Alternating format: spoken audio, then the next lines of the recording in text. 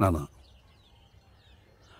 ज्या माणसाच्या प्रेमापोटी आपण हे सगळं काही करतोय, किती चुकीचं करतोय असं कधीच वाटलं नाही.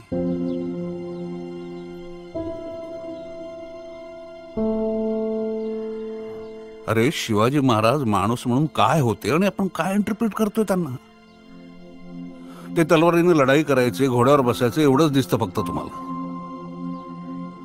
पण त्यांच्यातला एक तरी गुण आपल्यात आहे का, आपण आत्मसात केलाय का, असा कधीतरी विचार आला मनात. त्या माणसानं कधीही जातपात बघितली नाही आणि त्यांच्याच नावावर त्यांचीच माणसं जातीचं राजकारण करतात. हे बघ, राजांनी अनेक गड बांधले, तसेच कित्येक गड जिंकले सुद्धा, पण कुठल्याही गडाला स्वतःच्या आई वडिलांचं किंवा नातेवाईकांचं नाव नाही दिलं रे. आणि तुम्ही फुटकळ कुठली तरी 1.5 दमडीची मंडळं काढता चौकात चौकात आणि त्याला आपल्या बापजाद्यांची नावं देता.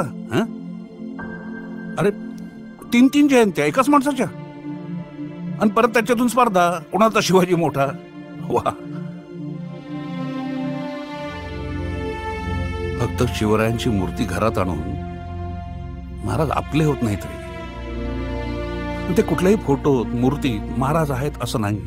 इथे ते आपल्या इथे असायला हवे.